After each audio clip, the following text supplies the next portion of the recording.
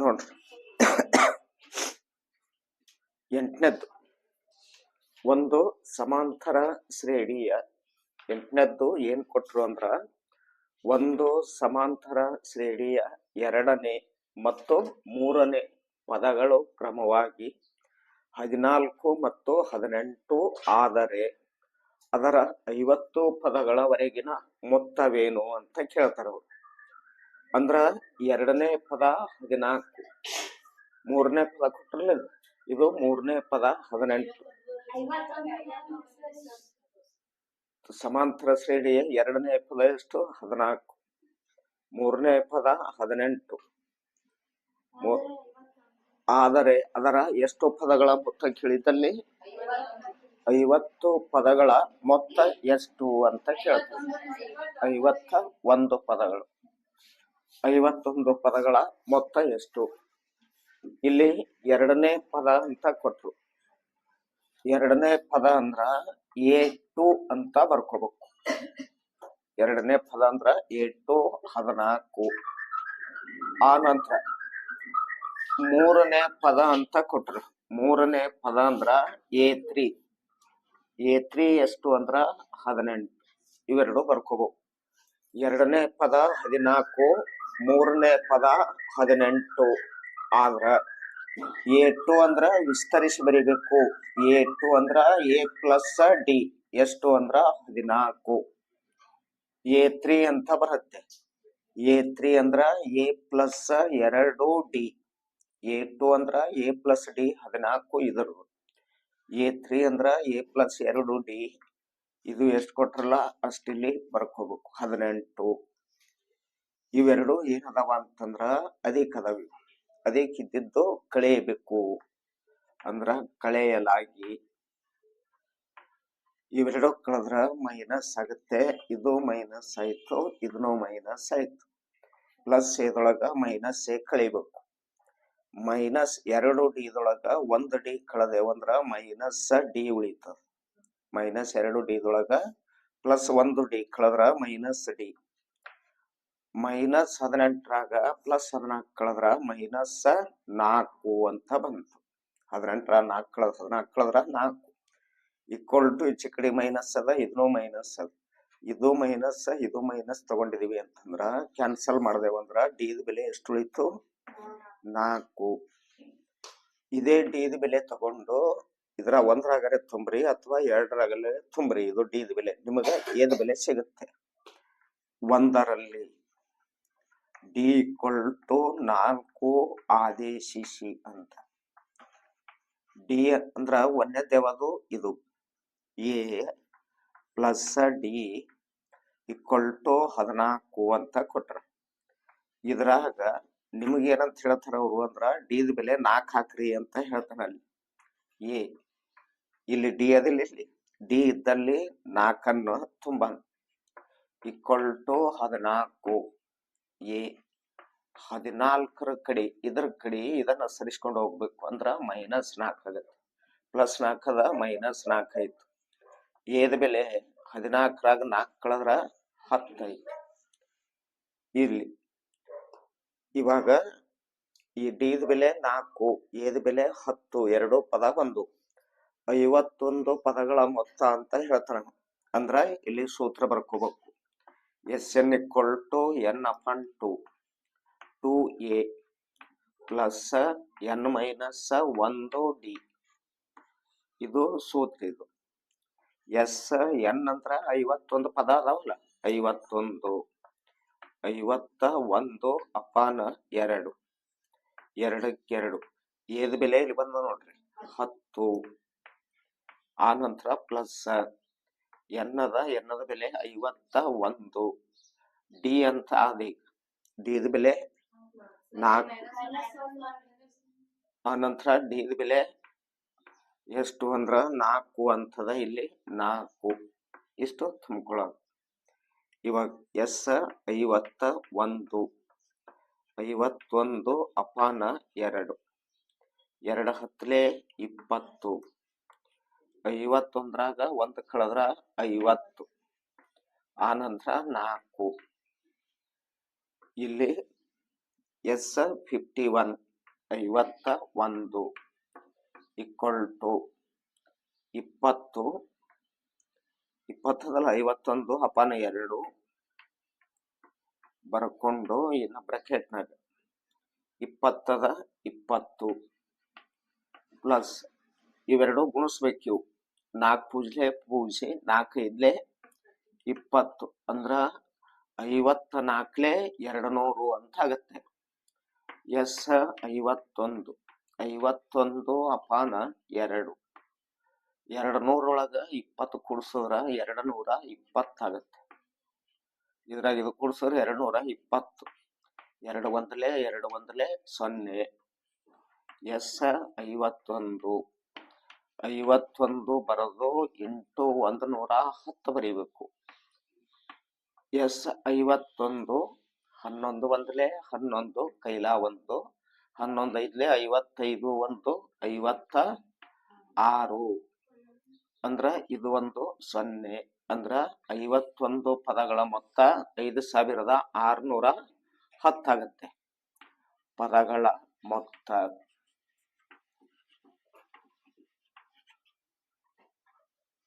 ಒಂಬತ್ತನೇದ್ದು ಪರೀಕ್ಷೆಕ್ಕ ಬಹಳ ಮುಖ್ಯವಾದ ಪ್ರಶ್ನೆ. ಇದೊಂದು ಸಲ ಈಗಾಗಲೇ ಕೇಳಿದ್ರಿ. ಇದು ಏನಂತ ಪ್ರಶ್ನೆ ಕೊಟ್ರು ಅಂದ್ರ, ಒಂದು ಸಮಾಂತರ ಶ್ರೇಣಿಯ 7 ಪದಗಳವರೆಗಿನ ಮೊತ್ತ ಅಂತ ಹೇಳ್ತಾನ ನೋಡ್ರಿ. ಇಲ್ಲಿ 7ನೇ ಪದ ಬೇರೆ, 7 ಪದಗಳವರೆಗಿನ ಮೊತ್ತ ಬೇರೆ.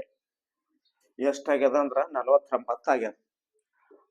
ಅದೇ ರೀತಿಯಾಗಿ 17 ಪದಗಳವರೆಗಿನ ಮೊತ್ತ 289. 7 ಪದ ಕೂಡಿಸಿದ್ರ 49 ಆಗತ್ತೆ.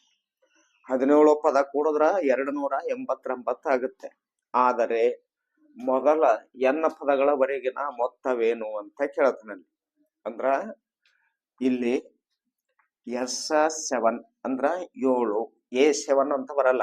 ಎ ಅಂದ್ರ ಪದ ಆಗತ್ತೆ, S7 ಅಂದ್ರ ಮೊತ್ತ ಆಗತ್ತೆ. S7 ಅಂದ್ರ 7 ಪದಗಳ ಮೊತ್ತ ಅಂತ. ಎಷ್ಟು ಕೊಟ್ರು? 49 ಕೊಟ್ರು. ಇದು ಬರೀಬೇಕು.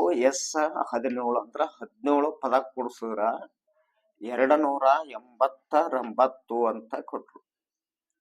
ನಿಮಗ ಎನ್ನದ ಬೆಲೆ ಎಷ್ಟು ಅಂತ ಪ್ರಶ್ನೆ. ಇವಾಗ ಸೂತ್ರ ತಗೊಂಡು ಬಿಡಿಸ್ಕೊಳ್ಳೋಣ. Sn ಈಕ್ವಲ್ ಟು n ಅಪಾನ 2a plus n minus 1d.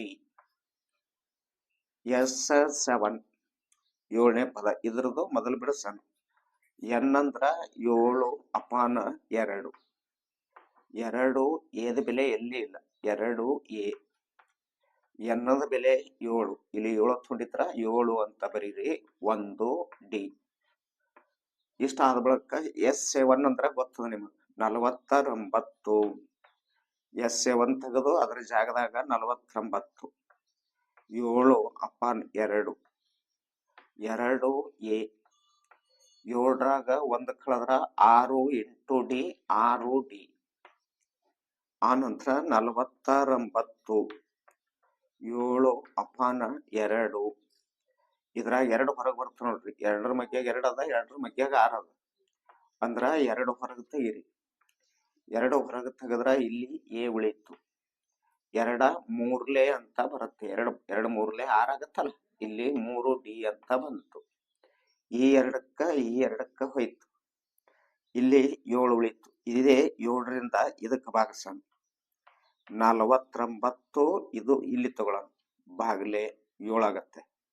ಇಲ್ಲಿ ಇದು ಇಲ್ಲಿ ಬಂತು. ಇದಕ್ಕೆ ಹೋಯ್ತು. ಇದಿಷ್ಟೇ ಉಳಿತಲ್ಲ. ಇಲ್ಲಿ a ಪ್ಲಸ್ 3d ಅಂತ ಉಳಿಯಿತು. 7 ಒಂದಲೆ 7 7ಲೆ 49. ಅಂದ್ರ a plus 3d. a plus 3d equal to ಎಷ್ಟು ಬಂತು? 7. ಇದು 1. ಇದು 1ನೇ ಸಮೀಕರಣ. ಎದರದು? A7 ಅಂತೂ a plus 3d equal to 7 ಬಂತು. ಇದೇ ರೀತಿಯಾಗಿ S17 ಅಂತ ಕಂಡುಹಿಡಿಬೇಕು ನಾವೀಗ. S17 ಅಂದ್ರ S17 ಒಂದು ಸೂತ್ರ ಬರದ್ರಿ, ಮತ್ತೊಮ್ಮೆ ಬರಿಬೇಡ್ರಿ. ಆ ನಂತರ ಎನ್ನದ ಬೆಲೆ 17. ಬರೇ ಬೆಲೆಗಳ ತುಂಬ್ಕೋತ ಹೋಗೋಣ. ಆ ನಂತರ 2a ಎ ಇಲ್ಲ. ಎನ್ನದ ಬೆಲೆ 17 ಮೈನಸ್ 1. ಡಿ ದ ಬೆಲೆನೂ ಇಲ್ಲಲ್ಲ ಇದ್ರಾಗ, ಡಿ. ಆ ನಂತರ ಎಸ್ 17 ಅಂದ್ರ ಗೊತ್ತದ ನಿಮಗೆ, 289. 17 ಅಪಾನ 2 ಎ ಪ್ಲಸ್ 17ರ 1 ಕಳೆದ್ರ 16 ಇಂಟು ಡಿ 16 ಡಿ ಆಗತ್ತೆ. ಇಲ್ಲಿ 289 17 ಅಪಾನ 2 2 2 16 ಬರುತ್ತಲ್ಲ, 2 ಸಾಮಾನ್ಯ ಅಪವರ್ತನ ತಗೊಂಡ್ರ ಇಲ್ಲಿ ಎ ಉಳಿತು. 2 8 16 ಅಂತ ಹೇಳ್ತೀವಿ, 8 ಡಿ ಉಳಿತು. ಈ ಎರಡಕ್ಕ ಹೋಯ್ತು. ಈ 17ರಿಂದ ಇದಕ್ಕ ಭಾಗಿಸ್ಬೇಕು. 289 ಅಪಾನ 17. ಇದು 17 ಇಲ್ಲಿ ಬಂತಲ್ಲ, ಇಲ್ಲಿ ಎ ಉಳಿತು. ಇದು 8 ಡಿ ಉಳಿತು.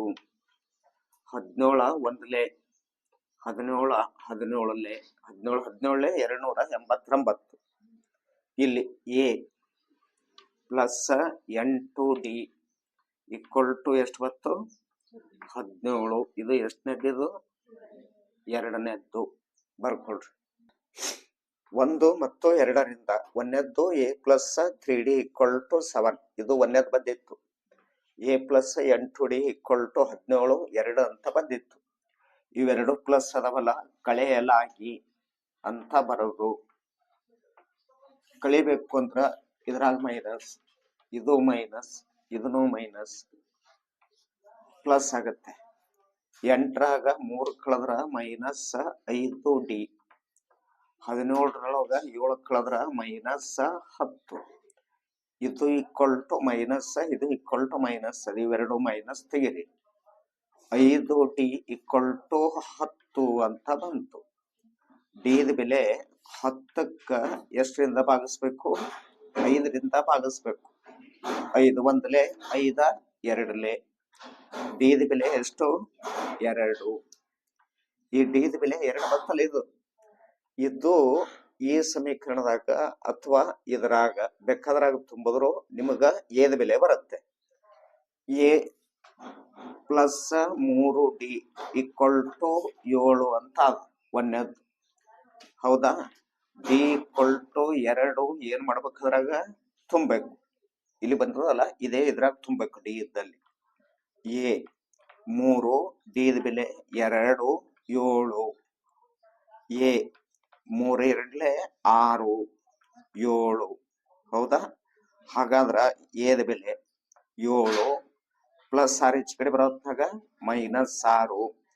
ಅಂದ್ರ 7ರಾಗ 6 ಕಳೆದ್ರೆ ಎಷ್ಟು? 1. ಇಲ್ಲಿ ಎದ ಬೆಲೆ ಎಷ್ಟು ಬತ್ತು ಅಂದ್ರ 1 ಬತ್ತು. ಡಿ ದ ಬೆಲೆ ಎಷ್ಟು ಬತ್ತು? 2 ಬತ್ತು. ನಿಮಗೆ ಎಷ್ಟು ಪದ ಕೇಳ್ಯಾರ ಅವರು? ಎನ್ನದ ಬೆಲೆ ಕೇಳ್ಯಾರ ಅವರು. ಹೌದಲ್ಲ? ಎಸ್ ಎನ್ನದ ಬೆಲೆ ಎಷ್ಟು? ಎನ್ನ ಪದಗಳವರೆಗಿನ ಮೊತ್ತವೇನು ಅಂತ ಕೇಳಿಲ್ಲ ಅಲ್ಲಿ. ಅದಕ್ಕ ಎಸ್ ಎನ್ನ ಈಕ್ವಲ್ ಟು ಎನ್ ಅಪಾನ 2 2a plus n minus 1d. S n ಅಂತ ಕೇಳ್ಯಾರ ಅವರು. ಇಲ್ಲಿ ಎನ್ನ ಇಲ್ಲ. 2 ಎದ ಬೆಲೆ ಬಂದದಲ್ಲ ಇಲ್ಲಿ. ಎದ ಬೆಲೆ 1. ಎನ್ನದ ಬೆಲೆ ಇಲ್ಲ, ಮೈನಸ್ 1. ಡಿ ದ ಬೆಲೆ 2. ಇವಾಗ ಎನ್ ಅಪಾನ್ 2. ಇಲ್ಲಿ 2 ಒಂದ್ಲೆ 2 ಪ್ಲಸ್ 2 ಇಂಟು ಎನ್ 2 ಎನ್. 2 ಒಂದ್ಲೆ 2. ಈ 2ರಿಂದ ಇದಕ್ಕೊಮ್ಮೆ ಗುಣಿಸ್ಬೇಕು. ಇದೇ 2ರಿಂದ ಇದಕ್ಕೊಮ್ಮೆ ಗುಣಿಸ್ಬೇಕು. ಎನ್ ಅಪಾನ್ 2 ಪ್ಲಸ್ 2 ಅದ, ಮೈನಸ್ 2 ಅದ. ಇದ್ರಾಗ ಇದು ಕಳೆದ್ರಿ. ಇದು 2ರಾಗ 2 ಕಳೆದ್ರ ಏನೂ ಉಳಿಯಲ್ಲ. 2 ಎನ್ ಅಂತ ಉಳಿಯಿತು. ಈ ಎರಡಕ್ಕ ಹೋಯ್ತು. ಎನ್ ಇಂಟು ಎನ್ ಏನಾಗುತ್ತೆ? N square. ಎನ್ ಪದಗಳವರೆಗಿನ ಮೊತ್ತ ಏನಾಗುತ್ತೆ? ಎನ್ ಸ್ಕ್ವೇರ್ ಆಗುತ್ತದೆ.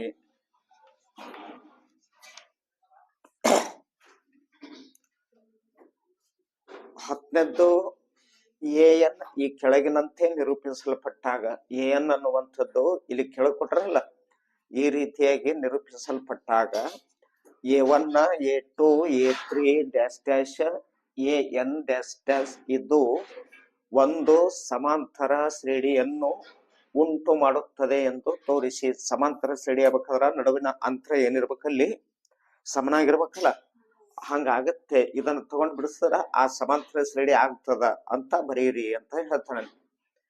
ಇದರಿಂದ ಮೊದಲ ನಾವೇನ್ ಮಾಡ್ಬೇಕು, ಇದರಿಂದನೇ ಎ ಕಂಡು ಹಿಡಿಬೇಕು, ಇದರಿಂದನೇ ಡಿ ಕಂಡು ಹಿಡ್ಕೋಬೇಕು. ನೋಡೋಣ, ಎ ಎನ್ ಅಂತ ಕೊಟ್ಟಾರ ಅವ್ರು.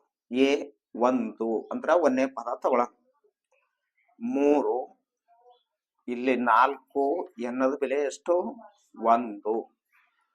A1 equal to 3ಕ್ಕ 3, 4 ಒಂದ್ಲೆ 4. ಹಾಗಾದ್ರ A1 3 4 ಕೂಡೋದ್ರೆ ಎಷ್ಟಾಗುತ್ತೆ? 7. A1 ಅಂದ್ರು ಒಂದೇ, ಅದಕ್ಕೆ ನಾವು ಇನ್ನೊಂದು ಹೆಸರು ಏನು ಹೇಳ್ತೀವಿ? ಎ ಅಂತನೂ ಕರಿತೀವಿ. A1 ಅಂದ್ರು ಅದೇ, ಎ ಅಂದ್ರೂ ಅದೇ. ಇನ್ನ ಇನ್ನೊಂದು ಪದ ತಗೋಬೇಕು, A2. ಎರಡನೇ ಪದ ಎಷ್ಟದ ನೋಡೋಣ. 3 + 4 ಎರಡನೇ ಪದ ಅದಲ್ಲಿ. A2 ಎಷ್ಟು ಬರುತ್ತೆ? 3 4 2 8. A2 ಎಷ್ಟು ಬಂತು ಅಂದ್ರ 8 3 11 ಆಯ್ತು. 8 ರ 3 ಕೂಡಿಸಿದ್ರೆ ಎಷ್ಟು? 11. ಈಗ ಮೊದಲ ನೀವು ಡಿ ಎ ಬಂದದ, ಈಗ ನಿಮಗೆ ಡಿ ಬಿಡಿಸ್ಬೇಕು. ಈಗ ಡಿ ಹೆಂಗ್ ಕಂಡು ಹಿಡಿಬೇಕು ಅಂದ್ರ A2ದೊಳಗ A1 ಕಳಿಬೇಕು, ಅಂದ್ರ ಸಾಮಾನ್ಯ ವ್ಯತ್ಯಾಸ ಸಿಗುತ್ತೆ. D equal to A2 minus A1. D ದ ಬೆಲೆ ಎಷ್ಟು ಬಂತು? A2 ಅಂದ್ರ 11, A1 ಅಂದ್ರ 7. ಇಲ್ಲಿ ಡಿ ದ ಬೆಲೆ 11ರಾಗ 7 ಕಳೆದ್ರ 4 ಬತ್ ನೋಡ್ರಿ. ಡಿ ದ ಬೆಲೆ 4, ಎ ದ ಬೆಲೆ 7. ಇದು ಬಹಳ ಮುಖ್ಯ ನಮಗೆ. ಈಗ ಶ್ರೇಣಿ ಬರೀರಿ ಅಂತ ಹೇಳ್ತಾನಲ್ಲಿ. ಶ್ರೇಣಿ ಅಂದ್ರ ಎ ಒಂದು ಪದ, A ಪ್ಲಸ್ ಡಿ ಎರಡನೇ ಪದ, A ಪ್ಲಸ್ 2D 3 ಪದ. 3 ಪದ ಬರೀರಿ. ಎ ಅಂದ್ರ ಇದು ಒಂದೇ ಬರ್ತದ, 7. A ಪ್ಲಸ್ ಡಿ ಅಂದ್ರ 7 ಪ್ಲಸ್ ಡಿ ಅಂದ್ರ 4. 7 4 11. ಇನ್ನು ಎ ಅಂದ್ರ 7, 2ಕ್ಕ 2, ಡಿ ದ ಬೆಲೆ 4. 7 2 4 8, 8 7 ಕೂಡಿಸಿದ್ರ 15. ಆದ್ದರಿಂದ ಶ್ರೇಣಿ ಅಂತ ಬರೋದು ಇವು ಬರಿಬೇಕು. 7, 11, 15 ಡ್ಯಾಶ್ ಡ್ಯಾಶ್ ಆಗಿದೆ.